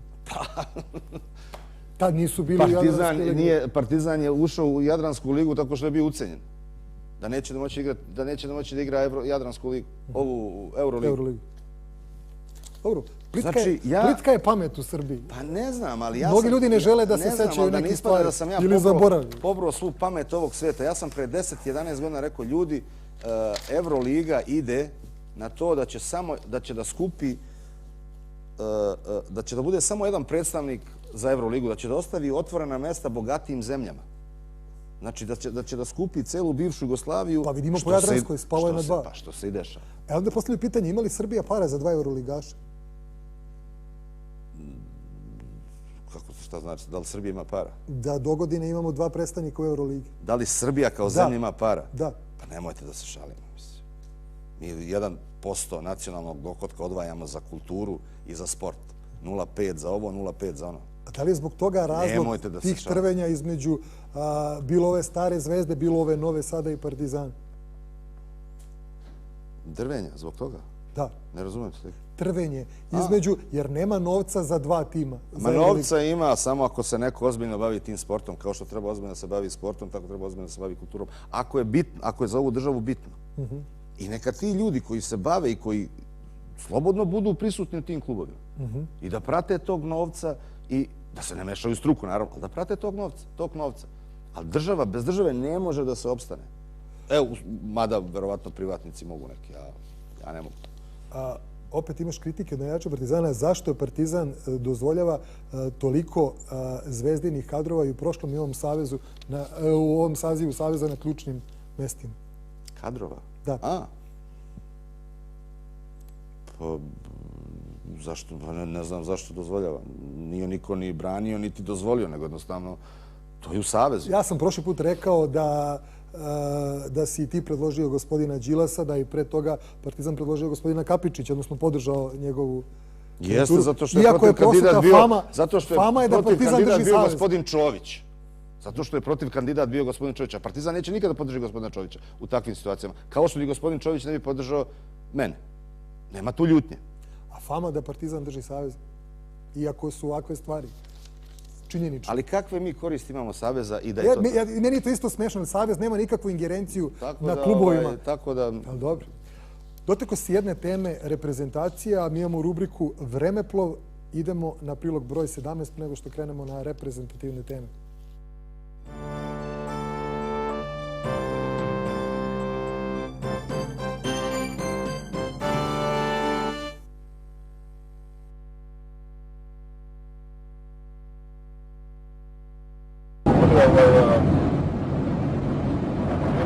Nemoj o glavi da pričamo, majke te tvoje. Nemoj o glavi da pričamo. Može još jedno pitanje. Dejan Tomašević je jedan od...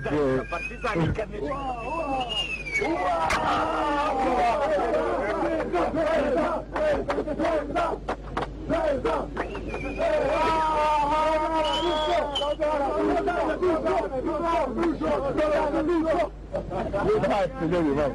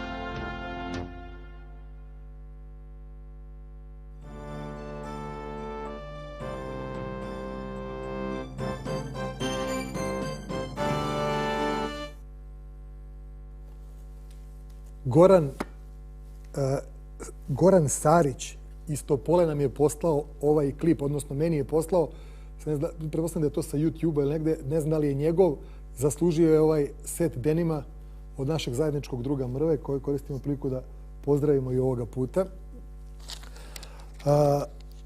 Dakle, klip nije SOS kanala, nego od čoveka mislim da baš iz Stragara, to je neki Stragir, izgleda to je blizu Topole, pa da vas ne čude ova pokrivalice, da ne mislite odmah da je neka moja ujdurma ili slično.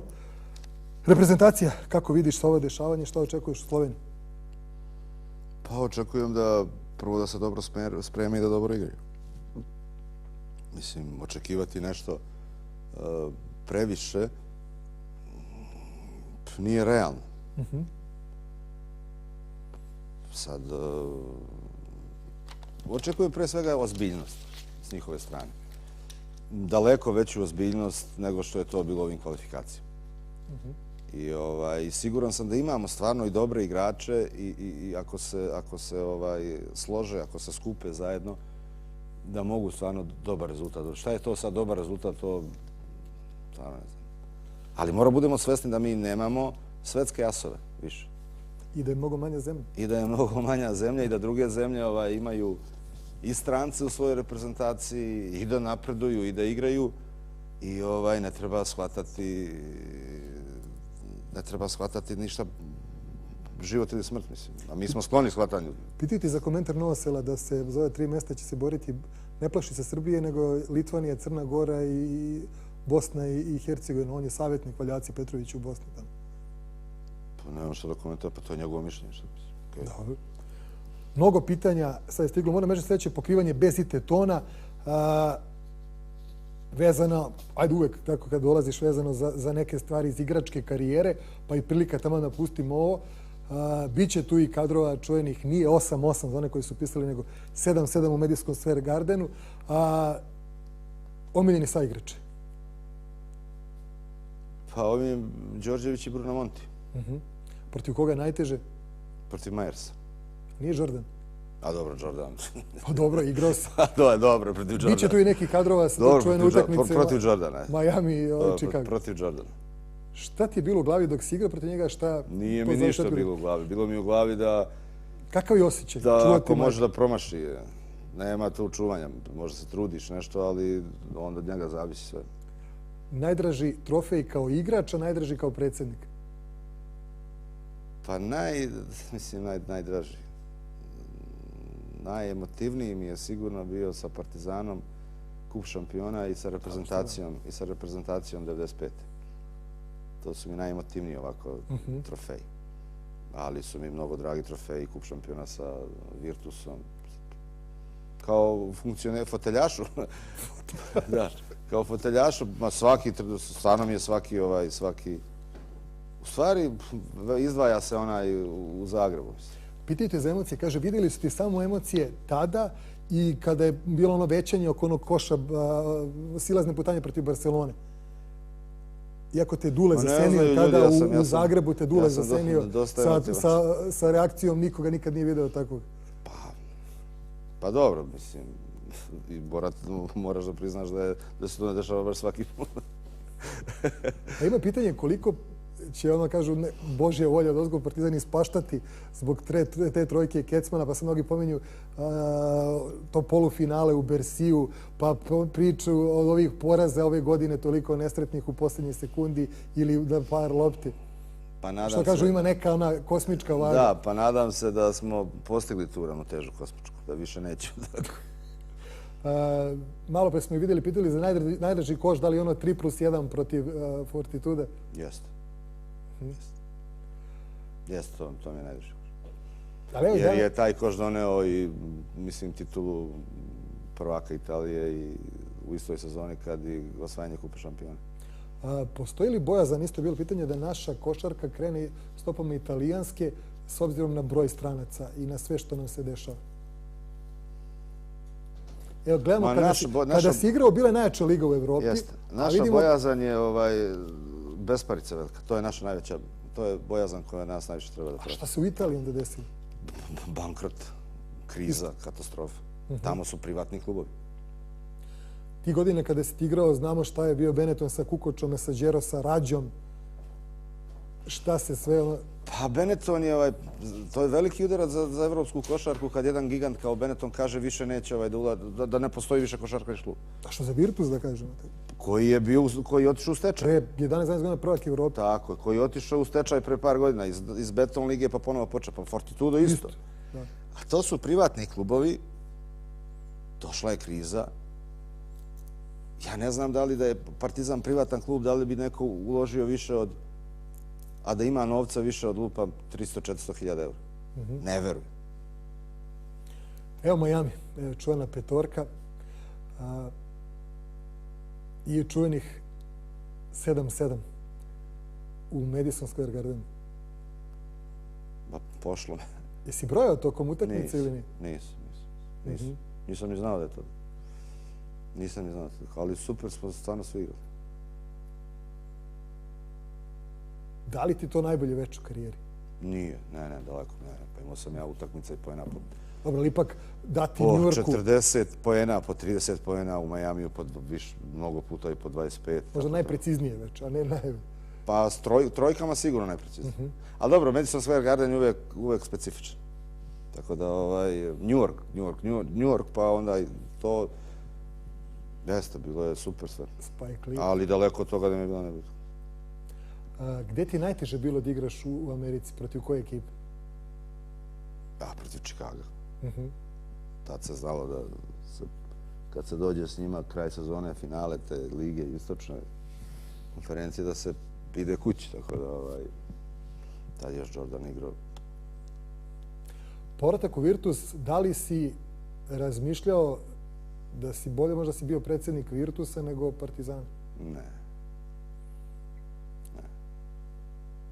Su nuđene bile neke funkcije? Naravno da su nuđene godinama.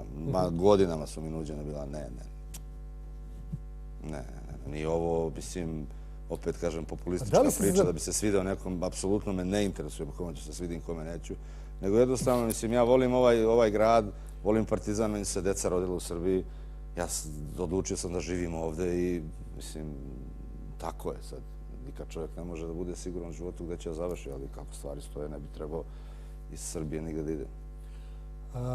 Ja sam imao priliku da vidim kolika si idol, kolika si legenda u Bolonji, ali te pitaju da li tamo isto ima netrpeljivosti i sukoba, da li je tada bilo kao što ima sve ovo vreme po Beogradu na relaciji Partizan-Zvezda i tamo? Bilo je, ali nije ovde je sve to otišlo stvarno.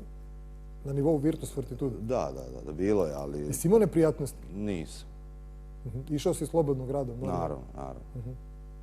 Pa nemam ja neprijatnosti ni ovdje. Dobro. Sad, da, komentar, evo, pitanje za slučaj Raduljica, za ovu tužbu. I da li će biti još tužbi, koliki su dugovi Partizana, pretili mu sudbina nekih drugih klubova? Pa dugovi Partizana su prilični, mislim prilični. Nisu, ne znam, neispunjivi i mogu da se ispune prilikom prve prodaje nekog od igrača. Sada, recimo Partizan, da ne bude da sad mi stalno režimo na Crvenu zvezdu, recimo Crvena zvezda, konkretno gospodin Čović, pošto je on tamo gazda, su veoma korektni ispali prema Partizanu, jer mi još nismo platili u potpunosti iznos za Miljenovića. Jer je on bio u FNP-u, pa ide i plaćamo kad smo u mogućnosti i imaju razumevanja i to je, recimo, veoma lepa stvar s njihove strane i ja to cenim i poštujem.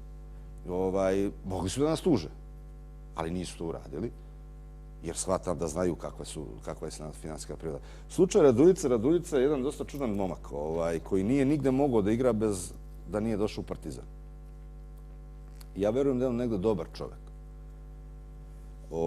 Ali on je bio u Efesu pa su ga posudili Albi, ako se ispravim, ako se ne varam, pa ni tamo ništa ne igrao i onda je došao u Partizan i stvarno je imao i Pekovića da trenira s njim i posle igrao. Igrao je onako kako igrao je nebitno. Raduljica traži svoj novac i to je čisto kao suza. Jedino što mi nije jasno jeste da zna da je velika besparica, zna da su prioritet igrači koji su u timu, tako je uvek bilo. Znači svako od tih igrača kome dugujem ima pravo da nas tuži. Oni traže svoj novac, ali se iskreno nadam da mogu da sačekaju, jer su svi ne skoro, nego svi igrači imaju ugovore i igraju negdje, znači ne zavisi im život od ovoga i samo se nadam da mogu da sačekaju do onog momenta kad bude bolja finansijska situacija, kad se bude jedan igrač prodao, a morat će, ako se ne proda ove godine, prodat će sljedeće. To će da se vrati kao što smo do sad radili. Međutim, Raduljica nije imao razumevanja za to. Šta više, čovjek je došao i rekao, evo, kao da se dogovorimo s nekim predlogom koji je prilično, nije bio realan. Znači, mi smo stvarno za dogovor sa Raduljicom i sa bilo kojim drugim igračem kojim dugujemo i mi to ne okrećemo glavu od toga. Mi dugujemo, zato što je takva situacija, zato što nismo mogli nikog da prodamo, nismo imali koga da prodamo. Jer, kao što sam govorio pre, mi smo od prodaje igrača novca 70% išlo na dugovanja iste sezone kad smo to radili. I mi smo stvarno da se dogovorimo da to budu neki normalni periodi, međutim on je nas tužio. Tu tužbu može uvek da povuče i uvek može da se dogovorimo, ali da se dogovorimo ono što je realno. Ali nisam siguran da on to želi, tako da to je njegovo pravo. Bilo je pitanje, plašite li se novih tužbi i blokade dovođenja igrača? Pa svi se mi, pa naravno da se plašimo svega toga, ali ja, takva je trenutna situacija. Da li će biti novca za aktuelne igrače, za aktuelne mladi tim ako Partizan ne ode u Euroligu i da li će onda oni moći da odu bez obeštećenja kao što su otišli Miljenović i Andjušić? Pa ako se tako desi, ako ne bude bilo novca, ako se bude tako desilo, a trudit ćemo se da nabavimo novac za te neke osnovne stvari, onda neće da idu. Trudit ćemo se da nabavimo novac da ne idu. Koliki je kredit Duška Vujoševića, pitaju? Kod mene? Sportski. Kod mene? Da. Ogroman. Izbor? Mislim, čovjek koji je doneo Partizanu toliko radosti, da ne ispade da ja branim Duleta, Dule je dovoljno i zreo i pametan čovjek da može sam da se brani, ali mu je kredit veliki. Nije sigurno kredit ni njemu toliki, ni meni toliki da uništavamo klub.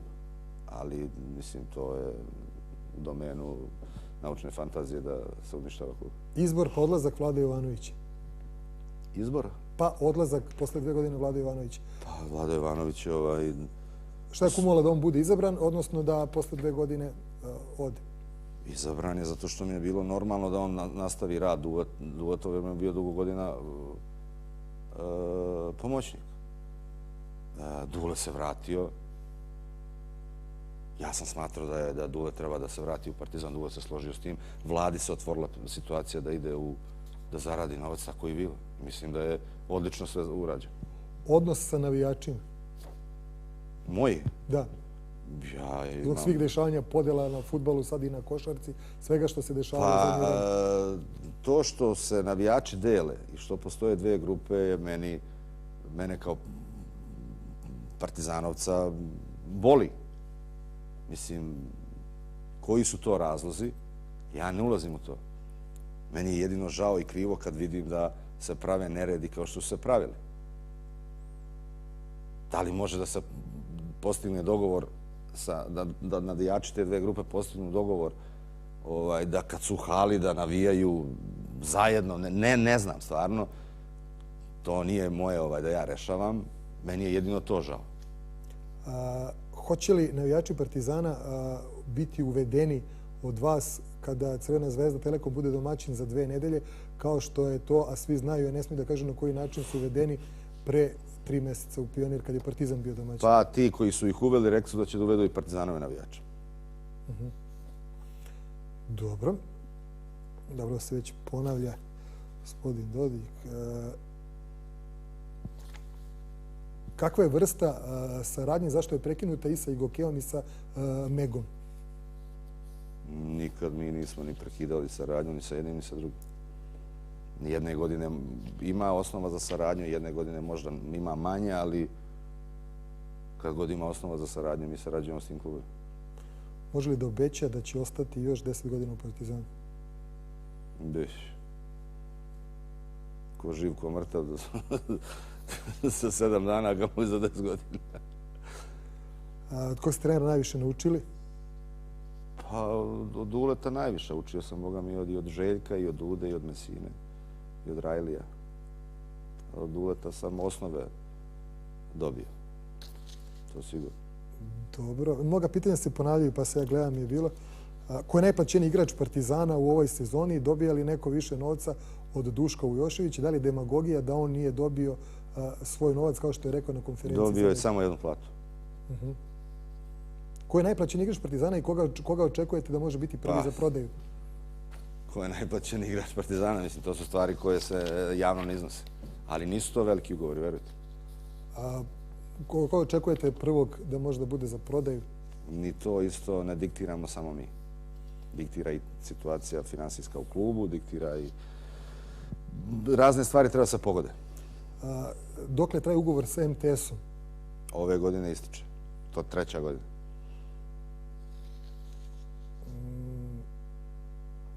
Zašto bivši igrači Partizana poput Tepića ili Tripkovića, koji su bili kao mlađi mnogo kvalitetniji od Dragića ili Ruki Rubija, nisu dostigli njihove karijere? Ne znam. Glavno pitanje s početka emisije. Da, eto, pominje Hezonja i Šarić. To je u principu to. Zbog čega niste bili u Bambergu s ekipom? I zašto Saša ne dolazi u utakmice Partizana? To je ono što ti rekao, što ljudi ne vide da si u tunelu. Dobro, za Vladu smo videli. Bamberg, što nisi išao u Bamberg? Šta briga tog čoveka što ja nisam išao u Bamberg na kraju krajeva. Mnogo nekih, da kažemo, družnih stvari. Meni je to neprijatno da ja pričam zbog čega nisi bio na polufinalu u Parizu, zbog tvoje porodične familijarnih tragedija, zbog dolaska u Niš na finale kupa, zbog problema zdravstvenog članova tvoje familije. Ali ipak ja sam lično predsjednik si najtrofejnijeg kluba i sad odmah proističe sa pitanjem. Pa nek proističe, šta? Evo, misle da nisam ni u Pioniru, a i ja sam u Pioniru. Zašto Partizan? Ja svakom odgovarao ovima, mislim. Zašto Partizan nema šutera više? Ima, samo treba prorade. Zašto je Partizan spao na samo 4 spoljne igrača, 2 pleja i 2 dvojke? Koliko je to ozbiljno? I zašto zbog toga Loverni, koji zaslužuje možda da igra, zbog tako popunjenosti na drugim pozicijama mora da otpadne? Ne, on je otpao zato što je 5. stranac. Mislim, zašto on bedi, a ne neko od ovih drugih? Ne znam, struku mora da li odlučuješ ti to ili Dule? Pa ljudi. Sam mislim da ga ja nekom odlučivo kad će da igra, koliko će da igra. Mislim, nikad to nisam radio, niti mi pada na pamet. I mislim da je to klasična glupost kogod uradi. Koliko sati dnevno razmišljaš o Partizanu, koliko dana godišnje odmaraš od Partizana? Dobro pitanje sa ovih portala. Pa ne odmaram, nikad ne odmaram od Partizana. Da li ti nedostaje Dule posle Final Foura? Posle Pariza? Naravno da mi je nedostao. Ove 2 godine što nije bio tu? Da. Pa naravno da... Da li te Partizan jača ili slabi fizički i psihički? Jedino možda jača. Sad...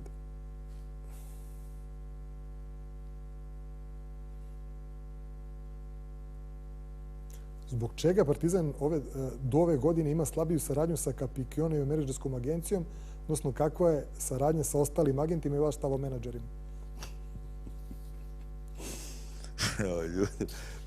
Ovo je deo za pitanje. Znam, ali ja ne znam šta da odgovorim na to. Prvo, Capicchione je bio moj menadžer. Mislim, moj menadžer. Lako je meni biti menadžer. Lako je bilo biti meni menadžer.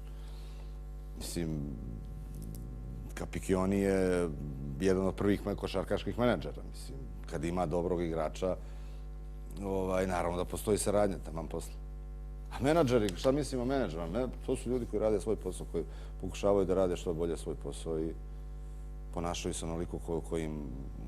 Ponašaju se onako i onoliko dobro ili loše koliko im se dozvoli. Tako da... Pozdravljate Boža Matić, da li se sećaš kako doneti veliki radost u njegov dom dok je bio igrač Majamija? Volim te, pitaj ga, ovo mi puno znači. Boža Matić? Da. Čovjek iz Amerike. Božo, verovatno se sećam, kad bi te video, setio bi te se. Da li Partizan, uz pozdrave, da li je i pred ovu sezonu bilo koja kompanija sprečena ili zaprećeno da ne sme da bude sponsor Partizana, da je to htela? Samo odgovor da ili ne mora ništa više i da imenuje. Hvala unapred, veliki pozdrav od Marina. Da li je bila sprečena? Ne koliko ja znam. Ne za ovo, ali u prethodnih sezona jeste? Prethodnih, kako da ne. Kako da ne. Dobro.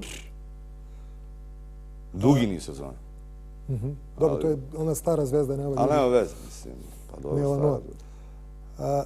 Koliki je budžet neophodan za siguran prolazak na Final Four Euroligi? Ne može budžet da garantuje ni pobedu, ni prolaz na Final Four. Ali u svakom slučaju može mnogo da olakša. A budžet koji bi bio normalan, da Partizan normalno živi, to je nekih, mislim, između 4 ili 5 miliona. Da se dovedu dobri igrači, ne mnogo skupi, ali dobri igrači i da se normalno živi, da nema trzavice. Zašto si tako neprijatan prema Nebojši Čoviću, a toliko prijatan prema Saši Daniloviću? Pa zato što je neumesno porediti za mene dva predsjednika, odmah da vam bez problema odgovorim, maš tako mislio. Zašto se toleriše ulazak na utakmice Euroligije bez karti? Kada će se nabaviti čitači karata i tako stati na put redarskoj mafiji?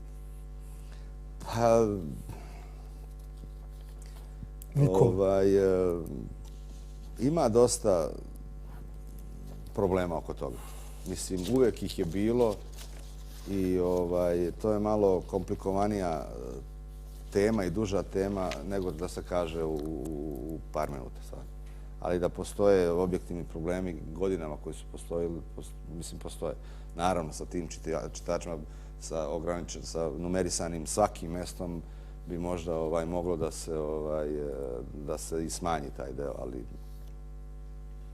Zašto uporno izbegavate da objavite koliko ste dobijeli od države, koliko je Partizan dobio od države ako je to Crvena zvezda Telekom učinila?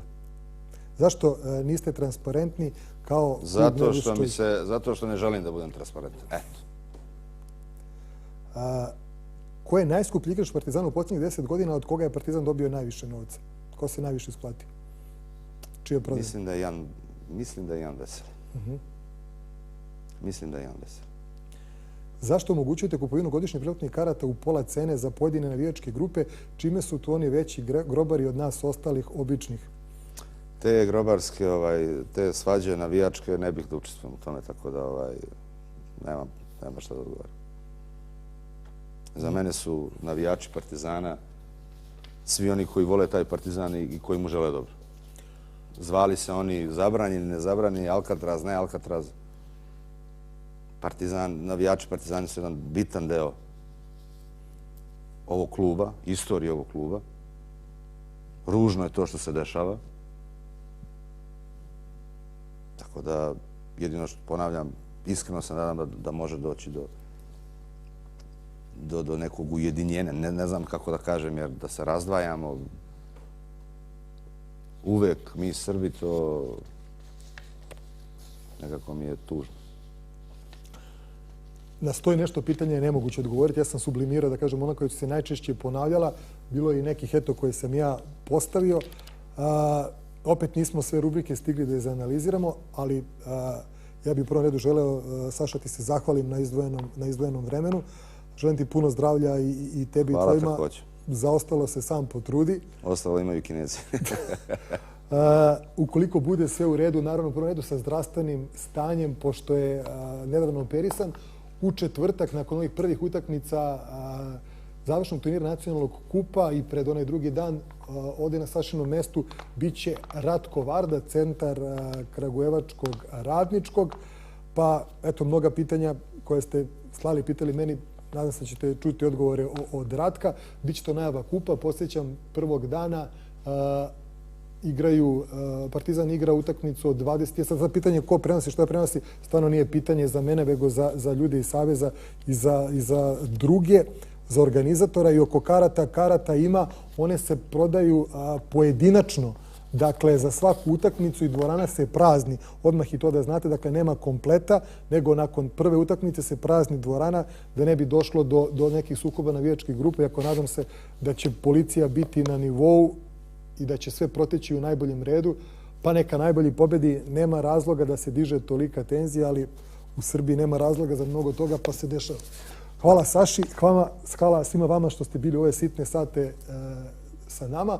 Utorak od 13 sati je repriza, u noć između utorka i srede od 1 sat i ona druga repriza, a bit će i na YouTube-u. Vidimo se u četvrtak, a posle toga idemo za Kragujevac. Hvala što ste bili s nama.